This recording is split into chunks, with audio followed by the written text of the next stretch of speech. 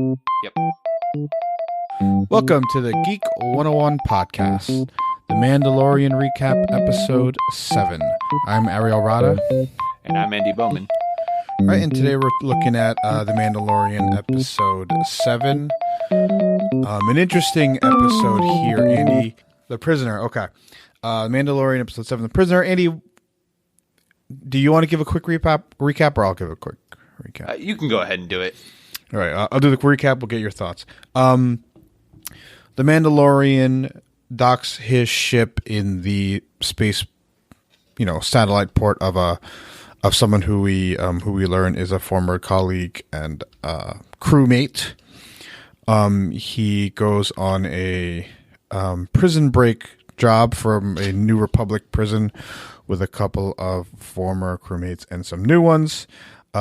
The Mandalorian is, of course, in traditional Western crew, fashion, betrayed, and retribution comes to those who betray him. Andy, what were your thoughts on this episode 7, The Prisoner? I think this is one of the strongest of these standalone episodes. The basic introduction of the crew, awesome. The inevitable betrayal also felt very natural and rooted in the Mandalorian's past, which I really enjoyed. This was just a really solid, pleasant episode, and the comeuppance that the traders get is incredibly satisfying. Yeah, I gotta agree with you there. So my thing is that I think so. This was by far the best of the 3 standalone episodes, right? I think my issue here is still the fact that this was not marketed as a show with a bunch of standalone episodes. It was almost marketed like a, just like actually, maybe not marketed is the right term, but nobody ever came out and said, right? Nobody ever came out and like subverted expectation or told us like that expectation should be, this is not like some 8 episode epic, right? Because anytime you get something that's only 8 episodes, the presumption is it's a tight knit story that you are following pretty closely and not, a something without an overarching plot. I mentioned on Reddit that, of course, I mentioned to you, Andy, that somebody compared it to like Xena, The Adventures of Xena, or The Adventures of Hercules, or like supernatural episodes where, it's Monster of the Week, Adventure of the Week, whatever, or even like something like Firefly. But the issue is that those series, Firefly is the shortest at 12 episodes. Those Xena, Hercules, supernatural shows are like 20 plus episodes each, and The Mandalorian had 3 episodes with an overarching plot, so that's why it seems so strange for them to be going in this direction. Like I said, I did enjoy this episode. I kind of wish this was the only weird standalone episode, or maybe just 2, and then a 3 episode arc to close it instead of maybe a 2 episode arc to close it. I still don't get this. I still don't quite get the sense that the Mandalorian is like John Wick in space. I think his reputation is that, and I still don't think we've gotten. And this is just the way the show is. I don't think we've gotten enough to show us that he is like one of the best bounty hunters in the galaxy. But overall, decent action, traditional story. Doesn't do much new with the trope, which is also a little not great. Your thoughts? So, one thing about this is I'm really starting to think of this more as a bunch of short stories about this character. Mm-hmm. I'm thinking of this more as the early Witcher short stories, or even in some part, kind of like Mad Max, right?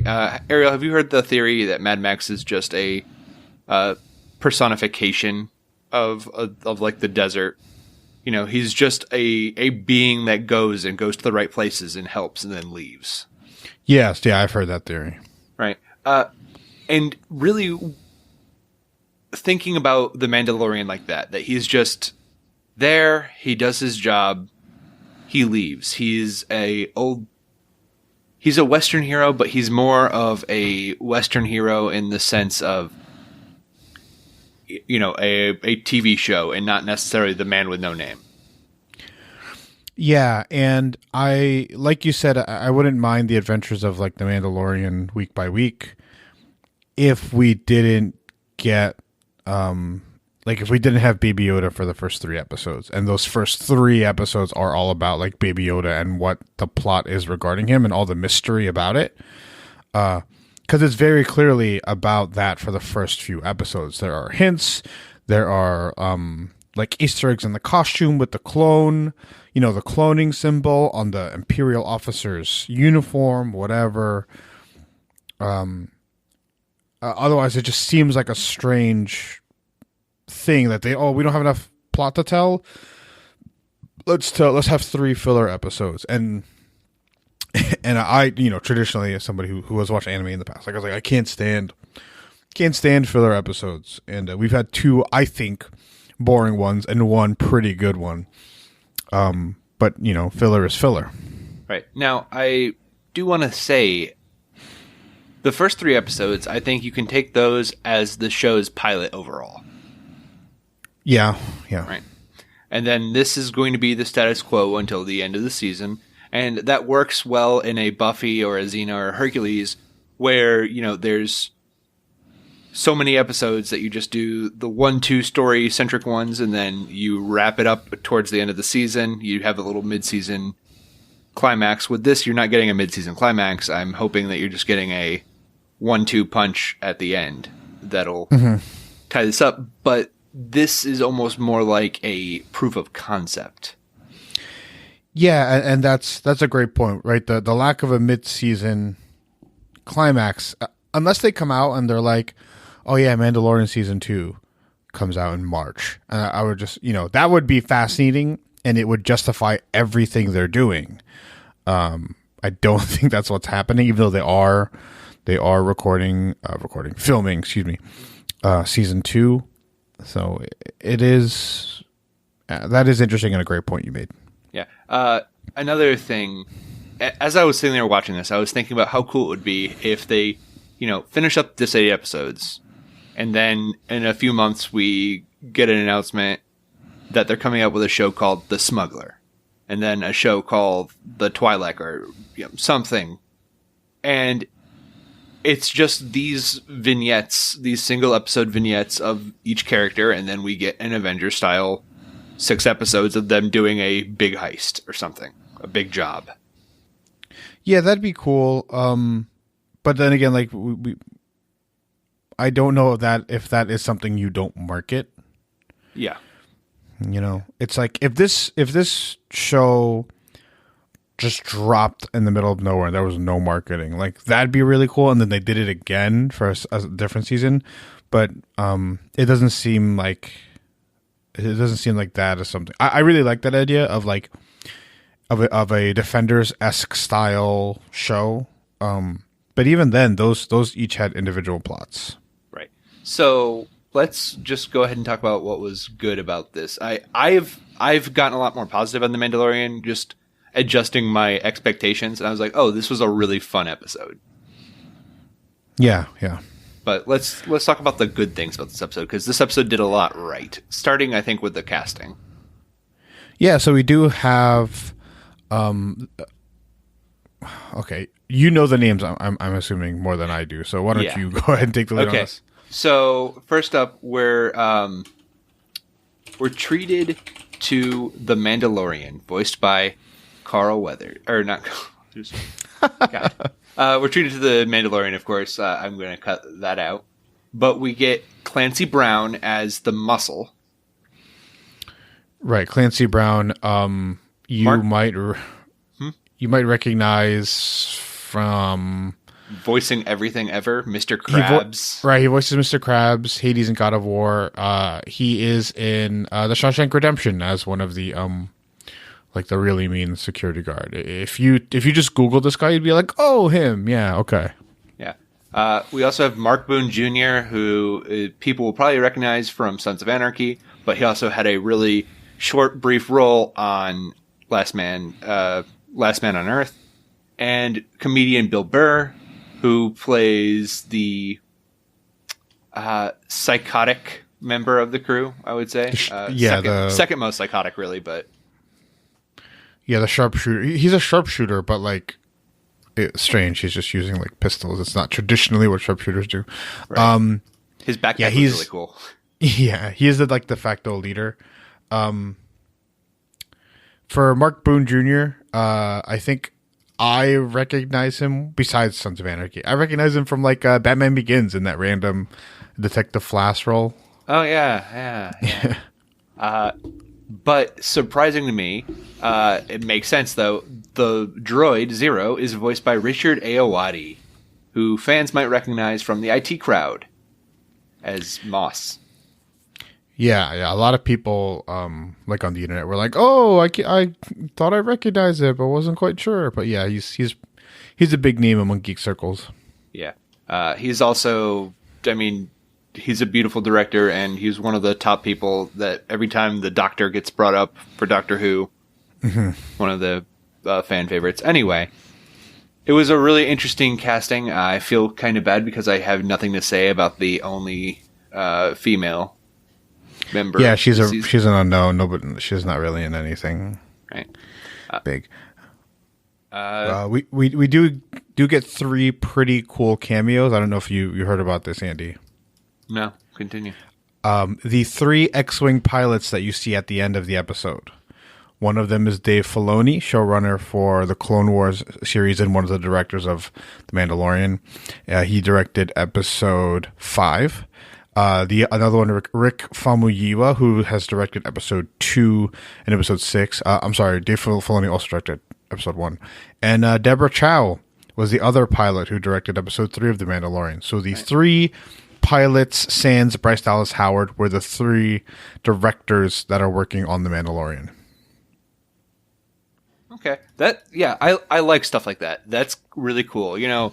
Star Wars is kind of really fun about all these cameos, right? We have Daniel Craig's little cameo in, I believe it's The Force Awakens. Yeah, as the Stormtrooper. Right. We have like Joseph Gordon-Levitt. There's Rian Johnson's cameo in Rogue One, and then Gareth Edwards' cameo in The Last Jedi. It's just a lot of fun little things, and I really appreciate that. Yeah. So one thing that was kind of cool about this episode, because it takes place on a supposedly only droid-infested Imperial prison ship, great idea to get violence out of the way. Right. It's very clearly only one hallway. Like, that's all they had to build was just one hallway for the set. Yeah, it's reminiscent of the hallway in one of the opening scenes of A New Hope, or the opening scene of A New Hope. Yeah.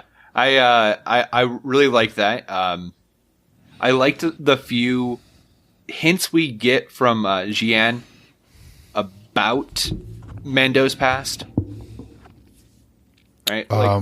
It seems like they're kind of trying to develop even just a little bit the general character of who Mando was. Yeah, but again, I think I mentioned this in the last episode. Like, for example, John Wick, you are given a short but very effective display, like a hint of what he's like, and then it's immediately there's no doubt in your mind that this guy is an insane, like, hardcore BA assassin. And I don't think The Mandalorian has had that scene yet.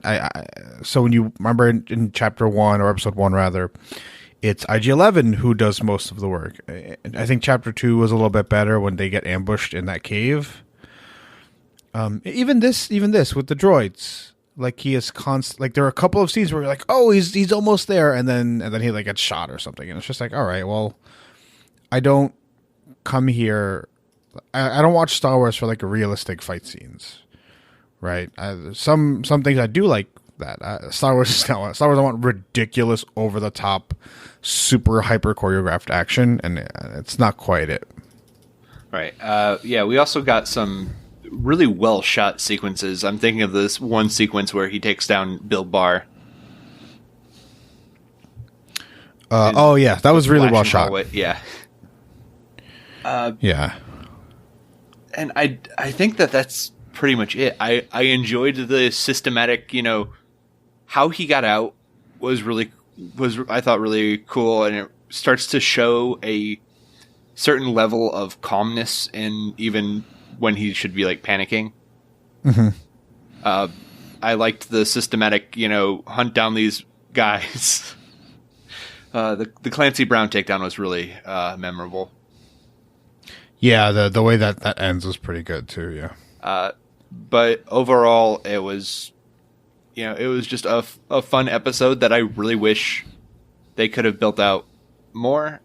We do see that all these characters are, the characters who were on the ship and taken down are still alive, so they can come back, next year. Yeah. What I do like about this also is that there aren't any scenes that make you doubt the Mandalorian's effectiveness as a bounty hunter, like there were in the previous two, which, like I said, loosens the credibility of his, of his effectiveness as this awesome bounty hunter. Right. Now, this was the only episode, I believe, that was not written by Jon Favreau. Interesting. It was written by, I'm looking here. It was written by Rick Fumiyawa and Filoni, I believe. No, Chris Yost. Chris Yost, yeah, okay. Dave Filoni did episode 5, which I think is the worst one. He writes that like it's a cartoon. Yeah.